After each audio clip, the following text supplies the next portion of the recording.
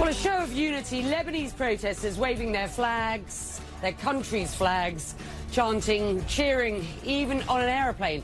From Dubai to Lebanon, we stand with the revolution, one nation, writes my next guest. Well, a show of unity indeed, because right here in Lebanon, people are banding together figuratively and literally to protest the country's financial crisis and political elite. On Sunday, nearly 170,000 protesters joined hands to form a human chain that connected the country's north and south. The latest mass demonstration facing a government at a political crossroads. Well, key activists say the political elite now has only two options: face Lebanon's imminent collapse, economic collapse, or undergo a peaceful transition to civil governance. Well, I want to bring in former television anchor turned politician Paula Yacoubian, who is fighting for change in her country. We've just listened to my exclusive interview with the central bank governor, who said this country is just days away from economic collapse. That is a dark message. I think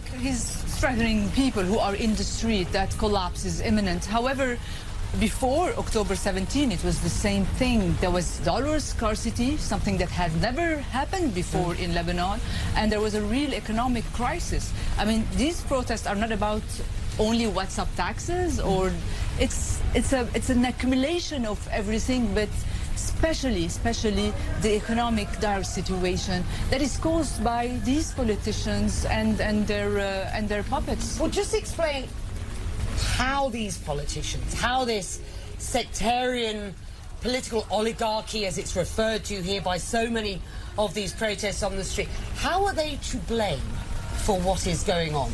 There is 5 or 6 so-called Zaim, sectarian leaders, who run the country, and they run the whole show, and they run everything. I used to call them one big mafia. And people used to tell me, but no, you know, there's differences. This guy is different from that guy. This guy is trying. The others are not letting him do his reform politics. I think today all masks have fallen, and we can see that it's one mafia clinging to power. They don't want to leave. They don't want to resign, even if everyone in the street is asking them to resign. So they run this country all the time, and they are responsible of everything happening right now. Saudi Arabia hasn't resigned. The Prime Minister hasn't resigned. That is the call from the protesters here. Were he and his allies to submit their resignation, experts say that Lebanon could end up with a government that is even more influenced by Hezbollah, the Iran-backed Hezbollah, than it even is today, and it is well influenced by that party today. What would that mean for a country on the brink? It means more clear vision, because right now it's very obvious that Hezbollah is running the whole show, and now it's obvious even now for everyone. You can hear people chanting, all of them, because it's became very obvious to every Lebanese that it's these few heads have now a kind of a supreme leader, which is Hezbollah, and they don't want Hariri to resign, and it was very clear. They want the president to continue. They want to keep things as they are. The statu quo that we had before now is over, and it was killing Lebanon slowly. Let me tell you why. We didn't have hope before October 17. It was entrenched in our psyche that there's nothing we can do. We can just watch them keeping their daily politics, and there's nothing we can do as Lebanese. Now we know that people are aware of politics. It's an awakening, and that people now are asking questions and they're getting answers. So it's very important for everyone that things in politics are crystal clear right now. There is one mafia ruling this country, and people in the street asking them to leave. They're telling them, we're giving you reforms. Nobody's believing those reforms, because we've tried them before many times. You talk about this as an awakening, and it certainly has been this incredibly spontaneous show of support from people across the sectarian divide here, rich and poor, whatever class.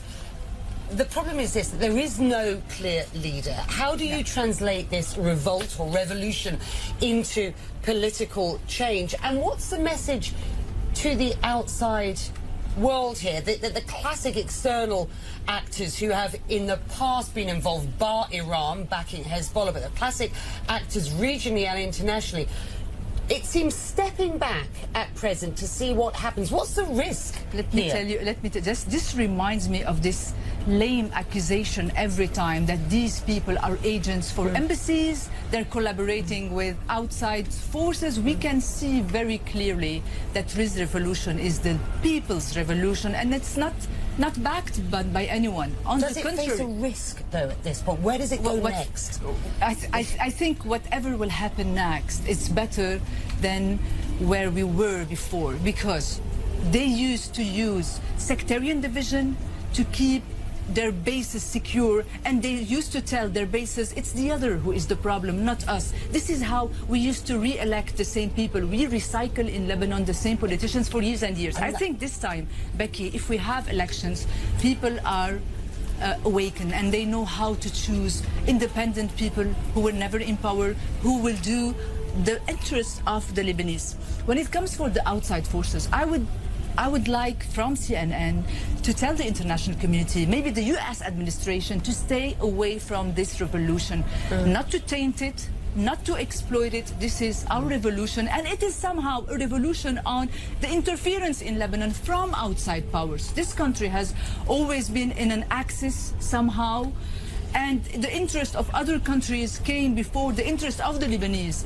either Iran or Saudi Arabia or the US or I don't know what. So this time, this is a Lebanese revolution. We want to decide our national interest and our politics. Should own it. Absolutely. So it's not, and let me tell you one thing, it's not a chant for freedom. In Hong Kong, they are asking to stay free or to be free.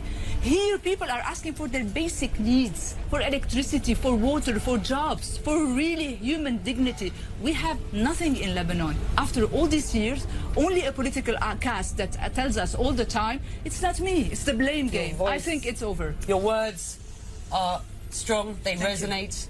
It's a pleasure having you on. Thank you. Thank you so much, Becky.